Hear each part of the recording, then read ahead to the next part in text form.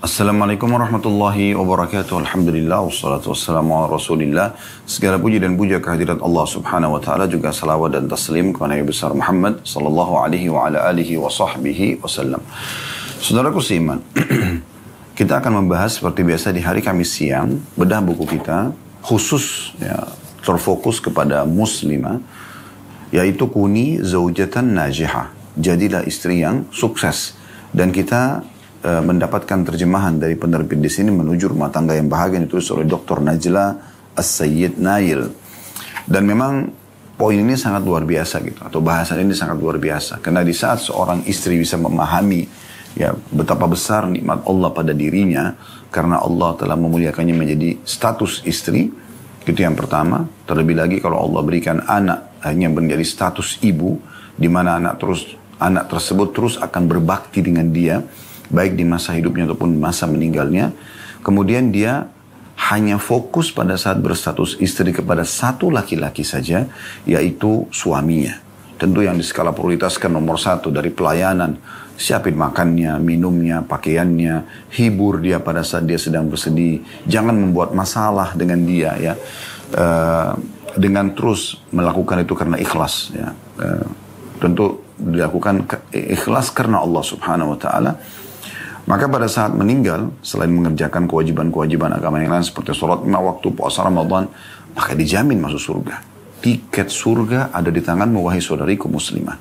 Hanya dengan mengabdi dan berbuat baik pada satu orang laki-laki, yaitu suami. Dalam hadis Nabi SAW yang sudah masyhur, tidak ada seorang wanita pun yang meninggal kemudian suaminya ridha, kecuali pasti akan mendapatkan surga, dapat jaminan surga. Makna ridho di sini apa? Artinya suaminya merasa kehilangan, suaminya merasa semasa hidupnya selalu mengabdi. Yang ada adalah pengorbanan yang dia berikan, pengorbanan waktu, hiburan, semuanya dituangkan pada suaminya. Dia hanya boleh berdandan, dia hanya boleh memperlihatkan tubuhnya, dia hanya boleh bercengkrama, berhubungan biologis, menuangkan semua kebutuhan-kebutuhan dasar dia dari makanan, minuman kepada satu laki-laki. Lalu kenapa Anda tidak mengejar poin ini? Kenapa setiap muslimah tidak menyadari hadis Nabi SAW, wanita manapun yang menjaga sholat 5 waktunya, nggak disebutin sunnah. Puasa Ramadannya, nggak disebutin puasa-puasa sunnahnya. Dan mentaati suaminya, melayani suaminya. Selama bukan maksiat kepada Allah SWT, kecuali pada saat meninggal dia diseru, dipanggil, dia boleh masuk dari 8 pintu surga yang dia inginkan. Apa yang kita inginkan dari dunia ini, teman-teman sekalian? Rumah kita bukan milik kita, hanya status kepemilikan saja, ya kan? Setelah kita meninggal, dibagi oleh ahli waris, bukan milik kita. Mobil kita juga begitu, tanah kita juga begitu. Semua yang kita miliki di muka bumi yang kita anggap milik kita, itu semuanya akan sirna, kecuali amal soleh kita. Amal soleh ini yang akan membantu kita di kuburan, membantu kita di akhirat. Jadi sangat luar biasa gitu. Kenapa kita tidak renungi sama-sama ini? Kenapa masih ada sosok istri yang terus saja buat masalah dengan suaminya? Terus saja mencari-cari permasalahan yang kadang-kadang tidak ada permasalahan itu. Karena kecurigaan yang tidak jelas. Karena kecemburuan buta, karena mendesak suami untuk memenuhi keinginan dia, padahal sebenarnya bukan kebutuhan dasar, sehingga suami harus utang sana sini. Terus saja dia merongrong suaminya, sehingga membuat suami itu selalu terbebani dengan istrinya. Padahal tujuan seorang laki-laki menikah dengan wanita agar mendapatkan ketentraman. Allah Subhanahu wa taala menyebutkan dalam Al-Qur'an, A'udzu billahi minasyaitonir rajim, wa ja'ala bainakum mawaddatan wa rahmah, dalam surah Ar-Rum. Dan Allah menjadikan di antara kalian kasih dan sayang. Inna fi dzalika la ayat. Sesungguhnya pada hal demikian itu terdapat tanda-tanda kebesaran Allah. Kalau kita jalani sesuai dengan syariat Allah Subhanahu wa taala. Kapan Anda ikuti syaitan, yang ada di benak adalah kecurigaan full kepada suami. Yang ada adalah pembebanan hal-hal yang di luar kemampuan dia. Yang ada adalah Anda justru menghalangi dia untuk berdakwah, untuk berjihad, untuk mencari nafkah halal, untuk berbakti dengan orang tuanya. Kenapa semua ini harus terjadi? Kenapa tidak justru Anda menjadi orang yang menjadi pendukung, sehingga Anda panen pahala suami Anda? Satu laki-laki ini, saudariku muslimah, Allah subhanahu wa ta'ala membolehkan Anda bahkan melakukan hal-hal yang tidak boleh pada orang lain, termasuk pada ayah sendiri. Seperti masalah terbukanya pakaian seluruhnya, bercengkrama, hubungan biologis, itu luar biasa. Dan Anda hanya boleh punya status anak nanti, menjadi status ibu Anda, dan Anda punya anak, akhirnya Anda mendapatkan ya, status anak, Anda punya anak, itu hanya dari laki-laki ini saja. Sampai kalau ada wanita terceraikan, ya, atau ditinggal meninggal oleh suaminya, ada masa iddah, harus ada pensucian rahim untuk memastikan memang di situ tidak ada sperma satu-satunya laki-laki yang tadinya boleh menggauli dia. Kalau sudah betul-betul tidak ada, dipastikan lewat masa iddah, baru dia boleh menerima sperma yang lain dari laki-laki yang lain. Coba renungi baik-baik ini muslimah, karena tidak akan bermanfaat buku ini kita bedah. Ya. Buku ini terdiri kurang lebih ya dari 219 lembar. Ya. 220 lembar buku ini. Dan kita sudah berada di lembar 73. Tidak akan berguna kita terus membacanya kalau Anda hanya menjadikannya sebagai testimoni, seremoni, meramaikan waktu-waktu Anda saja. Oh, saya mau dengar Ustadz ini ceramah apa sih yang disampaikan. Selesai. Tapi tidak ada yang nyantol, tidak ada yang dipraktikin. Itu sayang sekali. Sayang sekali. Semua buku ini 220 lembar hanya untuk membantu Anda bagaimana menjadi seorang sosok istri yang sukses. Istri yang bisa meraih kebahagiaan dunia dan meraih kesempurnaan kebahagiaan di akhirat nanti. Maka renungi baik-baik teman-teman sekalian. Jangan poin demi poin ini berlalu, contoh-contoh ini berlalu, dalil-dalil yang sudah kami sampaikan berlalu tanpa bisa mengubah hidup Anda. Sayang sekali. Ya. Tujuan kita adalah bagaimana membuat Anda yang mengikuti ceramah ini. Kami tidak akan bahas masa lalu Anda. Kami bahas mulai saat kami membedah pengajian ke depan. Di saat kami sudah mengisi pengajian 1 jam, Anda mendapatkan faedah lalu Anda terapkan dalam kehidupan. Terjadi perubahan-perubahan lebih baik dalam pergaulan dengan suami, dalam pelayanan, dalam mengejar ridhonya untuk mengejar ridho Allah subhanahu wa ta'ala. Sehingga pada saat ajal datang, berapa banyak orang yang meninggal bukan karena sakit, masih muda, masih sehat tapi meninggal dunia. Maka mereka mendapatkan kebahagiaan karena sudah menjalankan tugas selama di dunia. Dan sekali lagi, hanya satu laki-laki ini. Kenapa Anda sia-siakan yang satu ini?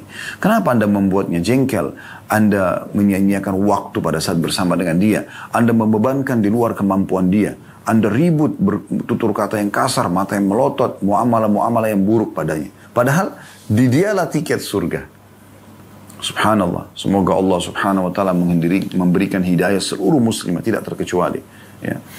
Terutama tentu kalau kita berdoa seperti ini untuk keluarga kami dan juga keluarga semua bapak dan ikhwan yang mengikuti acara ini dan seluruh muslimah yang mengikuti acara ini baik siaran secara live ataupun siaran ulang. Semoga kita menjadi orang-orang yang selalu patuh kepada Allah subhanahu wa ta'ala dan Rasulnya Muhammad sallallahu alaihi wasallam sehingga kita bisa meraih yang terbaik tentunya ya, dari apa yang Allah janjikan di dunia dan juga di akhirat. Ya. Betapa bahagianya seorang wanita pada saat dia bisa mendapatkan cinta suaminya. Suaminya selalu merasa rindu dengan dia kalau sedang tidak di rumah. Selalu merasa hangat dengan sambutan-sambutannya, dengan pengorbanan-pengorbanannya, dengan perhatiannya, dengan pelayanannya. Ya. Dan itu punya nilai plus tersendiri. Ya. Punya nilai plus tersendiri. Melayani suami ibadah. Tapi di saat Anda mengemas pelayanan itu menjadi lebih baik, dengan pakaian yang lebih baik, dengan badan yang lebih wangi, dengan tutur kata yang lebih santun, walaupun tadinya sudah sempurna, tapi Anda coba menyempurnakan lebih jauh lagi, maka itu punya ekstra pahala. Ya, ekstra pahala. Di saat seseorang bangun sholat malam, dia punya kesempatan, dia bangun lalu dia sholat malam. Beda sekali pahalanya dengan orang yang bangun sholat malam, teman-teman sekalian, atau sebelum dia tidur di malam hari dia sudah siapkan pakaiannya, mukenahnya, sejadahnya. Dia udah niat pada saat dia bangun dia akan mandi, bersihkan tubuhnya. Kemudian dia selanjutnya memilih surah-surah yang akan dia baca misalnya. Itu akan beda pahala karena ada kemasan ya terhadap ibadah tersebut. Sudah dapat pahala sholat malam, dapat pula juga pahala dari kemasannya. Inilah sebabnya kenapa Imam Abu Hanifah rahimahullah, beliau kalau mau sholat malam selalu pakai pakaian terbaiknya. Inilah sebabnya kenapa Imam Malik rahimahullah kalau ingin menyampaikan hadis Nabi SAW, beliau mandi dulu, beliau pakai baju terbaik, lalu beliau pakai parfum untuk menyampaikan hadis. Ini sebuah kemasan-kemasan terhadap ibadah yang akan dikerjakan selama itu dibolehkan dalam syariat tentunya. Nah seperti itulah Anda melayani suami. Beda sekali istri yang kreatif, inovatif ya, yang selalu punya ide-ide untuk membahagiakan suami, yang di pikiran dia semenjak suaminya keluar rumah bagaimana nanti dia melakukan inovasi-inovasi yang terbaru dari pakaian, dari sambutan, dari segala macam yang membuat suaminya akan lebih bahagia. Ini nanti dia akan dapat ekstra pahala dari kemasan tersebut.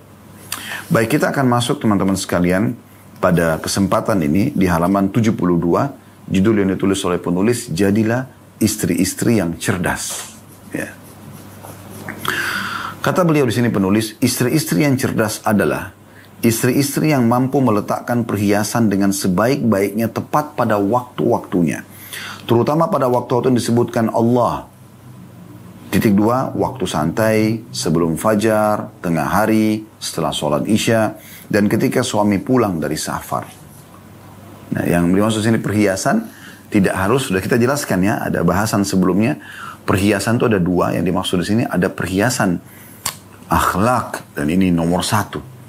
Muamalah yang baik, santun, ramah. Kemudian perhiasan badan, mandi yang bersih, pakaian yang menarik, yang disukai oleh suami, pakai parfum, perhiasan-perhiasan yang dia suka, ya, supaya dia bisa tergoda untuk selalu menghabiskan waktu bersama Anda. Nah ini yang dimaksud dengan hal tersebut. Dan memang disebutkan ya, dalam surah An-Nur ya, tentang masalah waktu-waktu yang kita sebaiknya memaksimalkan itu. Ya, kurang lebih yang seperti disampaikan oleh beliau di sini, yang tidak boleh orang lain nyelonong masuk ke kamar kita. Kita hanya boleh berdua ya, untuk menghabiskan waktu bersama pasangan.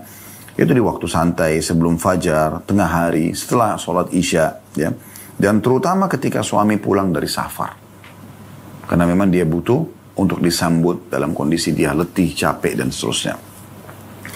Selanjutnya beliau mengatakan istri-istri yang cerdas adalah istri-istri yang mampu mencuri hati suaminya. Tanda kutip ya.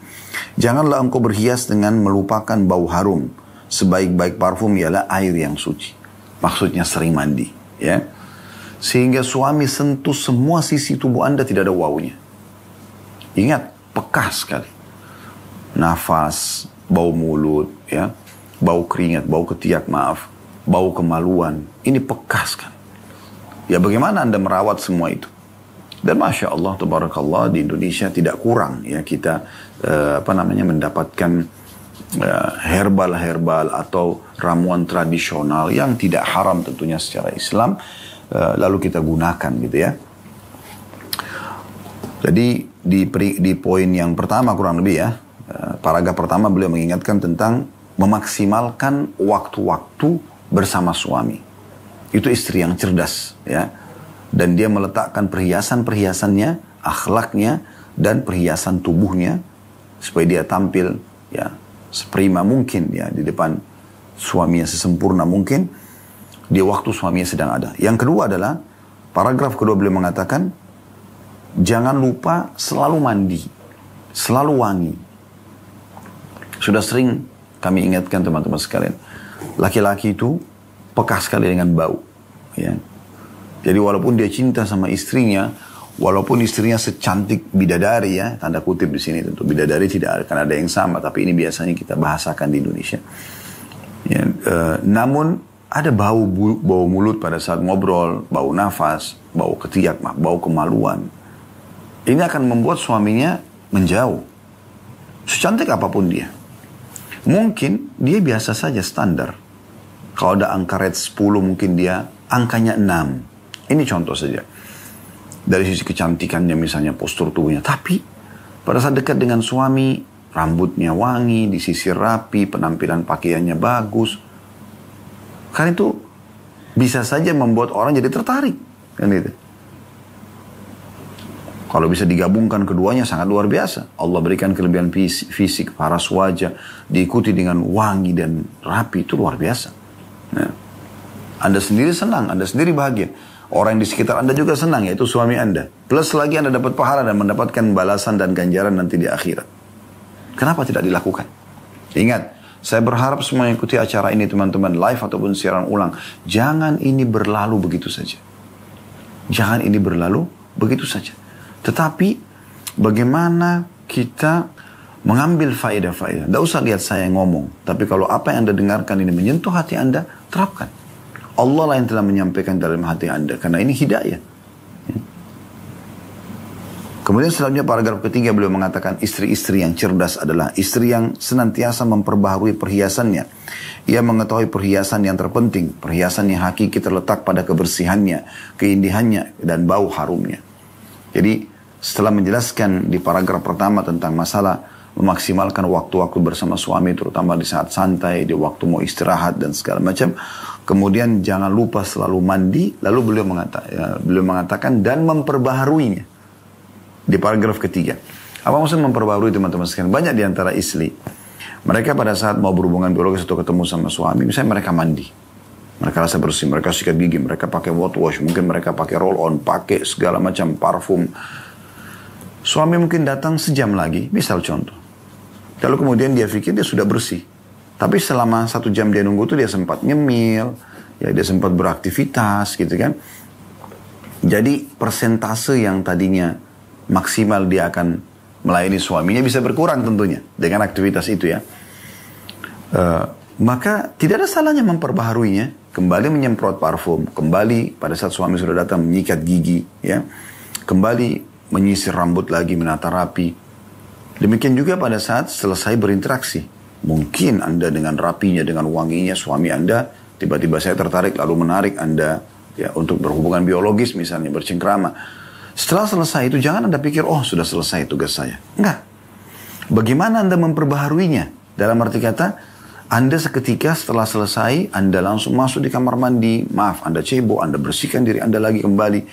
Kalau perlu Anda mandi segar, sekalian niat mandi junub. Ya. Atau kalau tidak Anda bersihkan saja kemaluan, segala macam. Ini maaf, saya bicara sedikit agak peka, tapi Anda contoh, Anda bisa renungi. Ya. Setelah Anda bersih wangi, Anda dandan kembali ya dengan cepat ya, rambut dirapikan segala macam, keluar dalam kondisi fresh kembali, ketemu dengan suami. Mungkin suami baru masuk kamar mandi keluar, temukan Masya Allah, ranjang sudah rapi, istrinya sudah rapi kembali seperti tadi sebelum berhubungan biologis. Kami sebagai laki-laki mendapatkan kepuasan tersendiri di situ, ya. Tapi banyak di antara muslimah tidak, ya sudahlah, saya udah begini sudah selesai, yang penting saya sudah dandan. Kadang-kadang suaminya pun mungkin kalau ada yang sedikit tidak menggunakan perasaan, dia gunakan akal, dia akan mengatakan, kok agak bau nggak sikat gigi ya? Misal, lalu dia mengatakan, oh sudah kok, tadi 1 jam yang lalu. Itu kan 1 jam yang lalu. Ya. Ada bahkan yang tiba-tiba tersinggung.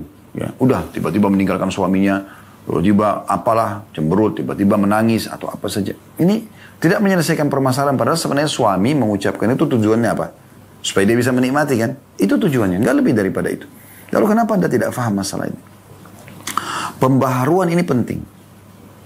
Parfum diberikan suami pakai, tapi untuk dia. Gitu kan? Bukan untuk tamu-tamu Anda, bukan untuk Anda pajang di kamar. Tapi dipakai. Bisa berulang kali dipakai. Kan seperti itu. Ya. Kemudian paragraf selanjutnya beliau mengatakan, istri-istri yang cerdas ialah yang bersikap fleksibel dalam memakai kosmetika dengan cara yang benar. Tiada salahnya ia membaca panduan mengenai hal itu supaya ia tidak berlebihan dalam menggunakannya. Istri yang cerdas ialah yang senantiasa membersihkan kulitnya dengan baik. Nah, jadi di paragraf selanjutnya ini beliau menjelaskan tentang masalah bagaimana kita proporsional ya dan profesional sekaligus dalam menggunakan kosmetika. Jangan sampai Anda hanya menonton sebuah cuplikan di YouTube lalu Anda ikutin, padahal sebenarnya itu mungkin tidak disukai oleh suami Anda. Misal terlalu menor misalnya. Ya. Atau Anda memaksakan diri tampil seperti orang yang Anda lihat. Sehingga Anda coba dandan supaya matanya mirip sama orang itu, bibirnya segala macam, sampai Anda suntik, Anda ini, Anda itu. Padahal sebenarnya mungkin tidak disukai oleh suami. Dan memang nyata itu.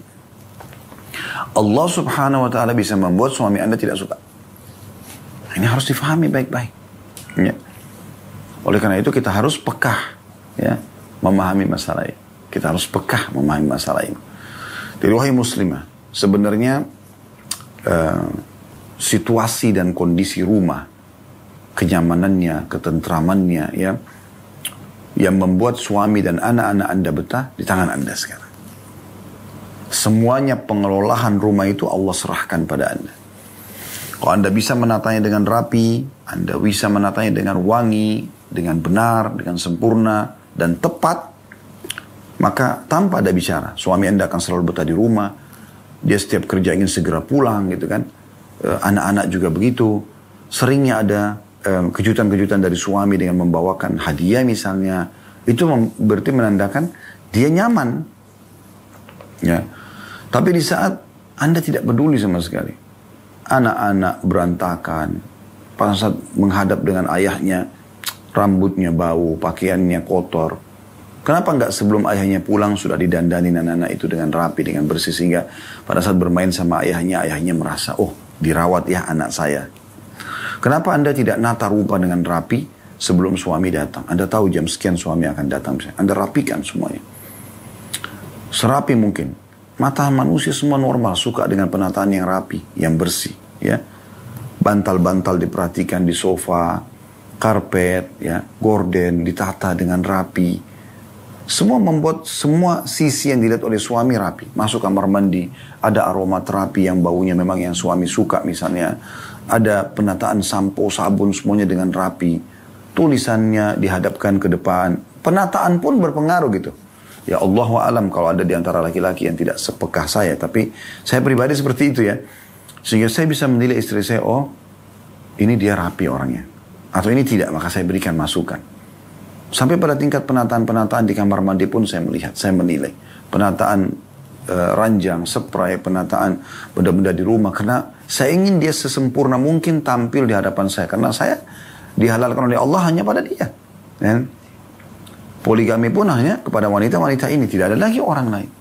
Tidak boleh saya sibuk dengan wanita lain atau istri yang tidak halal. Atau istri orang lain yang tidak halal tentunya. Maka kita harus maksimal di sini. Oleh karena itu wahai muslimah sadari poin ini. Ya, proporsional. Jangan sampai berlebihan.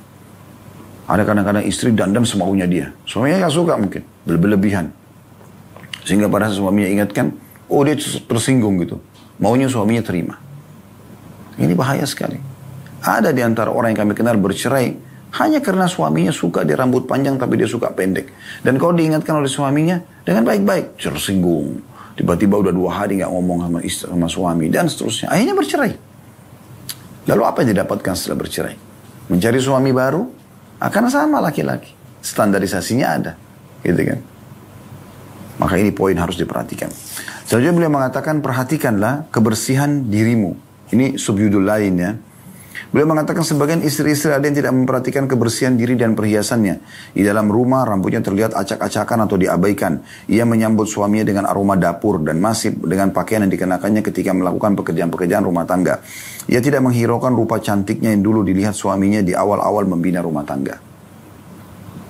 Maka ini beliau sisipkan di poin yang tadi ya, menjadi istri-istri cerdas dengan cara ini.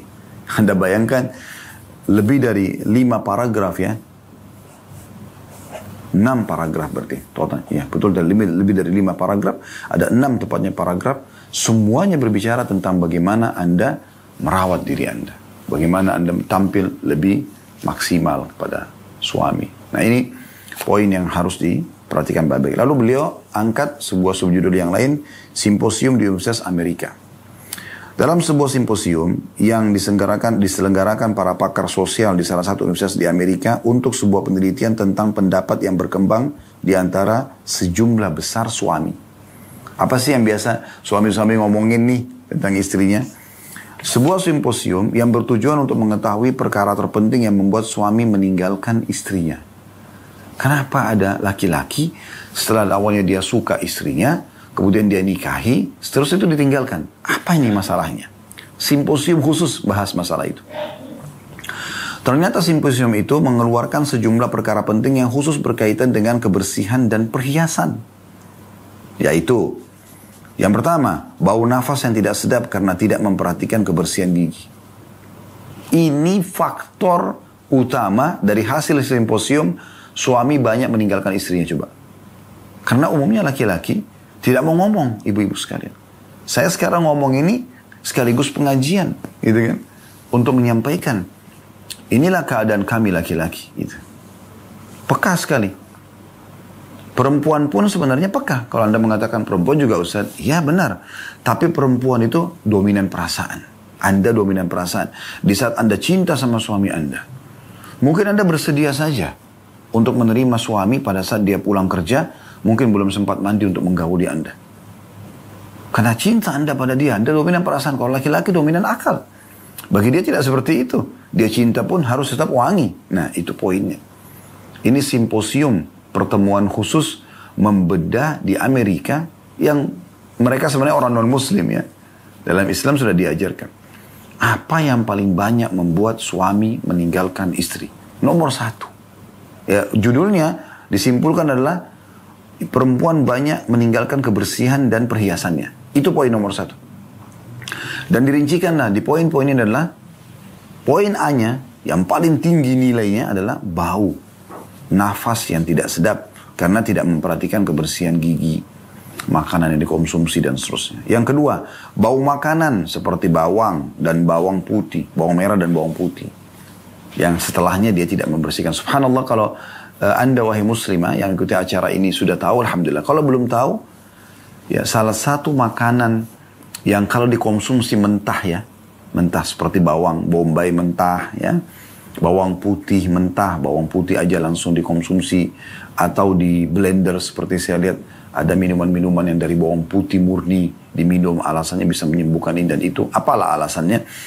Ini Anda sudah tahu atau belum? Ya, saya tetap ingatkan hadis Nabi SAW. Beliau mengatakan siapa yang memakan sayuran yang buruk ini, kata Nabi SAW begitu ya, maka jangan dekati masjid kami. Coba. Laki-laki pun kalau makan ini tidak boleh langsung dekati masjid. Kecuali dia sudah membersihkan diri dia. Sikat gigi, bersiwak, membersihkan maksimal gitu. Coba bayangkan ya. Dan bukan dilarang makan ya. Bukan. Karena kita membutuhkan bawang dalam masakan. Karena itulah dijelaskan dalam sebuah riwayat yang lain. Kalaupun ada yang mengkonsumsinya maka dia harus memaksimalkan dalam memasaknya. Supaya menghilangkan penyebab daripada bau badan, bau mulut, bau nafas gitu. Nah di Indonesia sih tidak terlalu umum ya orang memakan bawang mentah gitu ya. Tetapi biasanya orang campur kan di cabai ya, membuat cabai misalnya, sambal. Nah tidak ada salahnya bawang merah itu direbus dulu. Direbus dulu, ya kemudian dia baru diulek sama cabainya. Supaya memang mengikuti perintah Nabi SAW atau saran Nabi SAW. Dan penyebab daripada makruhnya makanan ini atau sayuran ini yang sifatnya pada saat mentah ya, kalau langsung dikonsumsi. Kalau kita langsung sholat ataupun berinteraksi dengan suami, maka itu hilang ya. Seperti itu kurang lebih. Maksudnya yang menyebabkan dia ditegur untuk lakukan pada saat makan ini mentah lalu kemudian sholat langsung gitu. Kemudian yang ketiga, pakaian buruk yang tidak bagus termasuk pakaian dalam ya.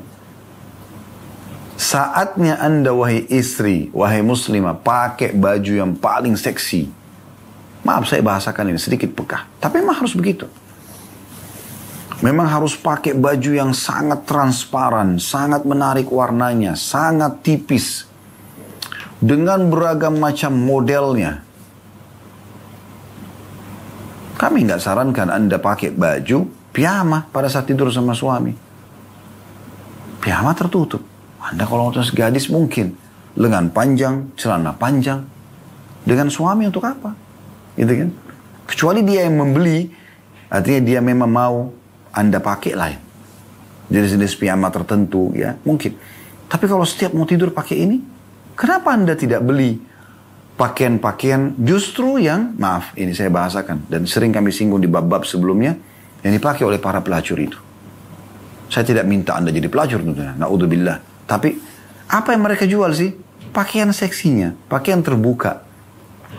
Sampai ke pakaian dalamnya, celana dalamnya pun, BH-nya pun yang menarik. Yang membuat suami itu betah gitu. Mau memang suka melihat karena dia tidak biasa melihatnya. Kecuali Anda diranjang gitu. Coba cari. Online banyak dijual. Ya. Dan kalau perlu sebelum beli supaya menarik, Anda kirimkan. Saya kok buka di toko online ada pakaian ini. Suka nggak? Begitu dia kasih tanda love, tanda suka, tersenyum. Udah, Anda langsung beli. Cuci, malamnya Anda sudah pakai. Kecuali kalau emang harus diorder 2-3 hari. Ya. Dan itu Anda punya koleksi di situ. Sebagaimana Anda punya koleksi parfum. Intinya di depan dia, selain tidur pun Anda juga punya baju-baju di rumah yang dia suka. Ini peka. Ini simposium. Ini betul-betul simposium penelitian. Mereka diskusikan, para pakarnya berbicara gitu. Pakaian yang tidak bagus. Atau termasuk pakaian dalam. Yang keempat, berlebihan dalam menggunakan kosmetika pada wajah dalam jumlah besar. Sehingga akhirnya menor sekali. Bagi dia bagus, bagi suaminya jelek gitu. Itu yang keempat. Yang kelima, tidak memperhatikan rambut. Baik dengan tidak mencuci atau menyisirnya. Begitu juga kuku-kukunya kotor. Ini hasil simposium. Bukan saya yang menyampaikan. Anda bisa baca di halaman 74. Dan Dr. Najla pun bukan menyampaikan pendapatnya. Di Amerika ada simposium. Di satu universitas. Artinya dikaji secara ilmiah. Gitu. Jadi ternyata rambut yang Nabi SAW ingat. Saya pernah sampaikan menyatakan tentang seorang suami kalau pulang dari safar. Jangan dia pulang sampai dia menginformasikan pada istrinya. Agar istrinya sempat menyisir rambutnya dan mencukur bulu kemaluannya. Coba, ini syariat penyampaian Nabi SAW. Yang kadang-kadang orang anggap, masa sepekah itu sih. Nah, coba lihat. Ini dikuatkan dengan hasil simposium. Rambut selalu disisir. Pakai yang wangi. Sehingga pada saat suami sentuh, halus, lembut rambutnya. Pada saat di dekapannya, dia merasa nyaman mengelus rambut itu. Ya. Dia pada saat mengecup kepala Anda, dia mencium bau yang wangi, bukan bau keringat. Ingat, di poin sebelumnya berkaitan. Perbaharui. Jangan tadi pagi sudah pakai sampo, ketemu suami malam, udah saya kan sudah pakai sampo tadi pagi. Itu tadi pagi, Bu. Udah selesai urusannya tadi pagi itu. Anda sudah aktivitas seharian. Di saat dia sebelum datang beberapa menit, Anda di situ membersihkan diri Anda. Atau setengah jam sebelum datang, Anda sudah masuk. Anda tahu Anda butuh setengah jam dalam pembersihan segala macam. Jadi pas dia datang, Anda keluar dalam kondisi Anda sangat fresh, segar. Tubuh Anda pun, kulit Anda sangat segar karena baru tersentuh dengan air. Anda sangat wangi, berpenampilan maksimal. Itu luar biasa. Jangan heran kalau Anda tiba-tiba langsung digauli oleh suami Anda. Karena memang produk Anda menarik. Ya. Itu poin. Begitu juga dengan kuku. Islam menganjurkan kuku untuk dipotong. Di sini bukan berarti kuku Anda, yang penting kan dirawat, dipanjangin, lalu dikasih warna-warna. Belum tentu suami suka. Dan Anda juga seorang muslimah. Nabi SAW mengatakan 5 fitrah bagi setiap muslim harus dijaga. Memotong kuku. Ya. Yang penting kuku-kuku yang ada ini bersih. Kalau yang sudah berbeda warna itu harus dipotong. Kemudian khitan, sunat, kemudian mencabut bulu ketiak, mencukur bulu kemaluan, lalu mencukur kumis bagi laki-laki. 5 fitrah artinya dasar yang harus selalu dijaga oleh setiap muslimah. Anda kalau mau umroh atau haji, sudah tahu belum? Anda dianjurkan cabut bulu ketiak, cukur bulu kemaluan. Ya. Kemudian selanjutnya, potong kuku. Ya. Karena ini bahasan masalah potong kuku. Yang kelima. Yang keenam, tidak mengganti pakaian secara teratur. Tidak mengganti pakaian. Jadi pakaiannya itu terus. Kenapa, Bu? Kenapa wahai muslimah? Kenapa wahai saudariku muslimah? Apa kendalamu di saat sudah berhubungan biologis tadinya, saat pakai pakaiannya menarik buat suami sehingga dia menggauli Anda. Dia masuk kamar mandi, Anda segera juga bersih-bersih, Anda ganti model yang lain. Kenapa enggak? Kenapa tidak? Kenapa tidak enjoy waktu Anda? Bukankah Anda senang kalau saat dicumbui oleh suami, pada saat ditatap, pada saat didekap, pada saat dia bercerita dengan merasa nyaman dan tenang bersama Anda, pada saat Anda bisa curhat, kenapa Anda tidak maksimalkan?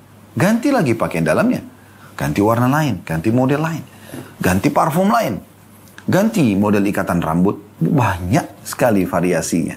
Ya. Ini hasil yang ke-6. Ya, yang menyebabkan banyak suami meninggalkan istrinya, tidak mengganti pakaian secara teratur. Yang ke-7, tidak membersihkan kemaluan serta tidak menghilangkan bulu kemaluan. Ini orang kafir loh ini di Amerika. Padahal mereka itu biasa cuek aja. Sunnah Nabi SAW mencukur kemaluan. Bersih kemaluan dari bulu itu. Ketiak juga bersih. Karena tempat-tempat ini kan peka, kadang-kadang kita keringatan. Nah, bulu itu bisa menampung bau-bau yang tidak sedap. Itu yang ke-7. Yang ke-8, tidak memperhatikan mandi sehingga menambah bau keringat yang tidak sedap. 8 poin ini yang menyebabkan banyak di antara suami meninggalkan istrinya. Rincian daripada 8 poin hasil simposium di Universitas di Amerika yang ditulis oleh dokter atau diangkat oleh Dr. Najla. Beliau mengatakan setelah menyebutkan 8 poin tadi, seorang istri hendaknya berdandan, berhias, dan memperhatikan kebersihan diri, rumah, dan semua hal yang bertalian dengan dirinya. Dari dirinya, semua berhubungan dengan dirinya, ya, dari rambut sampai ujung kuku kakinya. Kemudian yang dia gunakan, yang dia kenakan dari perhiasan dan pakaian, parfum yang dia pakai, kemudian pindah ke rumah. Sini dikatakan kan memperhatikan kebersihan diri, kemudian koma, rumah. Bukan cuma dirinya, tapi rumah. Karena banyak wanita berhasil dia di poin membersihkan dirinya. Tapi dia lupa poin lain. Masalah penataan rumah. Semua sisi rumah jangan sampai suami melihat ada celah yang dia bisa menilai Anda negatif. Buat senyaman mungkin. Ini tentu Anda harus menjadikan sebuah habit, kebiasaan ya. Karena di saat Anda cuma niat ini di saat suami Anda sehingga padahal suami tidak ada, sofa berantakan, spray berantakan, Anda pun acak-acakan rambutnya. Ini nanti akan bermasalah nih di saat tiba-tiba suami Anda pulang. Saat tiba-tiba dia minta video call. Ya. Di saat tiba-tiba dia ingin bicara atau telepon video call sama anaknya. Kan? Jadi masalah semua gitu. Ya. Beliau mengatakan, jangan lupa bahwa ia adalah perempuan yang kodratnya untuk mempercantik, membersihkan, dan memperindah diri. Ini kodrat wanita. Makanya Anda suka dandan, suka lihat diri Anda di kaca. Itu biasa. Kodrat itu Allah ciptakan. Di rumahnya, ia adalah seorang arsitek hebat yang peka perasaan. Memiliki cita rasa yang indah. Ya. Mencintai kebersihan dan rindu pada kecantikan. La ilaha illallah. Bahasanya peka sekali wanita ini. Dr. Najla ini. Andai saja setiap muslimah memahami, ini luar biasa gitu. Saya ulangi ya. Di rumahnya, mau itu kontrakan, mau itu kos-kosan, mau itu satu unit apartemen kecil, mau itu rumah kecil, mau rumah yang besar. Di rumahnya, ia, si istri, adalah seorang arsitek yang hebat. Tahu bagaimana arsitek itu teman-teman sekalian? Maaf, bukan menggurui ya kalau ada teman-teman arsitek yang mengikuti. Tapi dia selalu melihat mana bangunan yang gambar bangunan yang fisik bangunan yang lebih cantik dan lebih indah, yang lebih menarik supaya dia gambar lagi, dia buat lagi yang baru. Jadi selalu seperti itu. Dia seperti seorang arsitek yang hebat. Nah, pada saat suaminya datang, terasa suasana beda sekali rumah, wanginya, penataannya bersih, luar biasa. Apa yang dijual oleh hotel, teman-teman sekalian? Kenapa orang banyak? Misalnya contoh di Jakarta aja. Di weekend mereka keluar rekreasi ke hotel. Ngapain ke hotel buang uang jutaan? Satu kota. Kita bukan sedang safar gitu kan. Apa yang dijual oleh hotel? Suasananya. Nyaman, tentram, wangi, bersih. Padahal dari kamar rumah ke kamar sana. Kenapa Anda tidak buat kamar Anda atau rumah Anda seperti hotel? Kita bukan bicara masalah biaya kok. Masalah tes. Masalah tadi dikatakan di sini. Memiliki cita rasa yang indah. Daripada Anda tonton omong kosong, cuplikan-cuplikan sinetron, film yang bisa mengurangi iman Anda. Tontonlah. Ya, desain-desain rumah, desain kamar, gorden, penataan unik yang mewah, elegan. Kita tinggal ketik begitu di Google keluar semua gambarnya. Di YouTube keluar cuplikan-cuplikannya. Supaya Anda terinspirasi. Daripada nonton gosip yang gak ada gunanya gitu. Ya. Kemudian mencintai kebersihan. Ingat, makna mencintai kebersihan teman-teman selalu peka.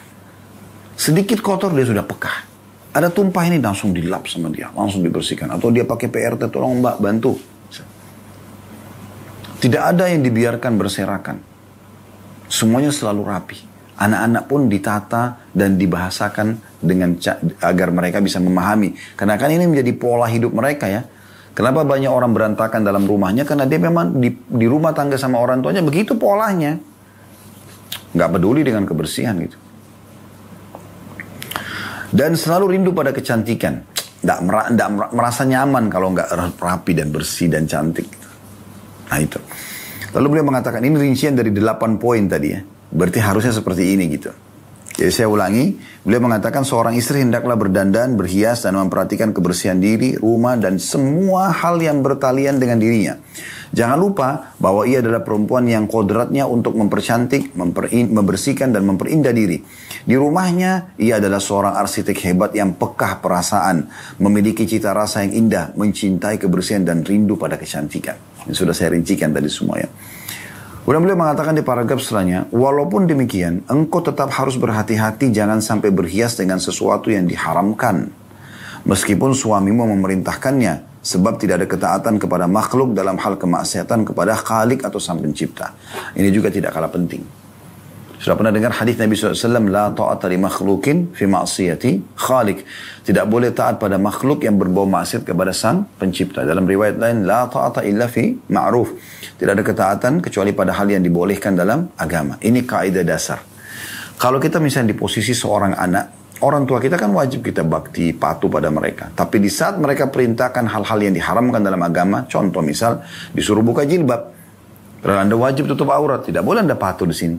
Anda dilarang sholat, Anda disuruh makan yang haram, Anda disuruh dandan, ya, yang memperlihatkan aurat di tempat yang tidak layak, yang Allah haramkan, tidak boleh dipatuhi. Demikian juga seorang istri pada suaminya, walaupun ketaatan full Allah perintahkan, tapi pada hal-hal yang tidak melanggar Sang Pencipta. Karena Sang Pencipta di atas suami Anda. Nah ini poin juga tidak kalah penting gitu kan. Dan ingat teman-teman, jangan, di sini beliau mengatakan, jangan berhias dengan sesuatu yang diharamkan. Jangan karena mau kelihatan cantik, kemudian tato alis, cukur alisnya, ya, atau pasang bulu mata palsu, atau jangan, tak usah melanggar. Allah ciptakan Anda begini, Anda tinggal kelola yang sudah Allah ciptakan itu. Jangan sampai melanggar. Karena menyambung bulu tidak boleh kan dalam Islam. Maka Anda harus hati-hati. Ada juga orang yang berlebihan, akhirnya sampai suaminya pun heran melihat. Sepertinya aneh gitu. Bagi dia bagus, bagi suaminya mungkin jelek gitu. Suami Anda tidak menikahi Anda kecuali sudah tahu, inilah paras wajah istri saya. Tinggal Anda kemas saja itu. Ya. Kemudian di paragraf selanjutnya, di antara perhiasan diharamkan ialah nams, yaitu menghilangkan bulu alis. Ya. Atau al-wasl, yaitu menyambung rambut dengan rambut lainnya. Atau menggunakan wig. Ya, ini yang masih ada perbedaan pendapat ulama di masalah wig, tapi wig ini ya mirip dengan menyambung rambut gitu ya. Kemudian demikian pula tato. Ya, ada orang menganggap kalau tato itu hebat, modern. Ini ngawur ini. Dari mana ini konsepnya? Hilangkan dari benak Anda ini, hapus.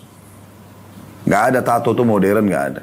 Gak ada tato itu menunjukkan bahwasanya kehebatan. Gak ada. Justru bersih rapi. Kenapa kalau Anda tampil bersih, wangi, putih? Kenapa harus menulis? Kan aneh ini. Ya. Lalu beliau mengatakan, ingatlah, jangan sampai engkau memperhatikan perhiasanmu, jangan sampai engkau memperlihatkan perhiasanmu kepada selain suamimu. Ya, ini jabaran daripada 8 poin tadi hasil simposium itu. Baik, ini bahasan kita insya Allah, dan saya akan coba 10 menit terakhir membaca pertanyaan yang sudah masuk. Dan kita akan bahas insya Allah, masih mirip dengan bahasan ini pertemuan dengan, tapi ini keluhan-keluhan suami. Kalau tadi kan hasil simposium. Judulnya catatan seorang suami yang bersedih, tanda kutip, bau.